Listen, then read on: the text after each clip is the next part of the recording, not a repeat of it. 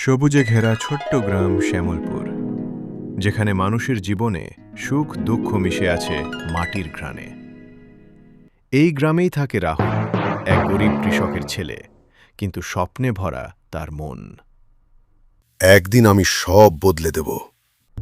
আর অন্যদিকে মেঘলা, ধনী পরিবারের মেয়ে, কিন্তু মনটা একদম সহজ আর ভালোবাসায় ভরা। এক বিকেলে হঠাৎই তাদের চোখে চোখ পড়ে। তুই কি এখানে থাকো? হ্যাঁ, এই গ্রামই আমার সব। বন্ধুত্ব ধীরে ধীরে রূপ নেয় ভালোবাসায়। এই সম্পর্ক চলবে না। সমাজ কখনো সহজে মেনে নেয় না ভিন্নতা। মানুষের মূল্য তার টাকায় নয়, তার মন দিয়ে বিচার করা উচিত। রাহুল হাল ছাড়েনি। সে লড়াই চালিয়ে গেছে নিজের স্বপ্নের জন্য। অবশেষে তার পরিশ্রম ফল দিল। চাকরি পেয়েছে রাহুল, তার পরিবার খুব খুশি। ভালোবাসা আর পরিশ্রম সব বাধা জয় করল। সকলে তাদের বিয়ে মেনে নিল।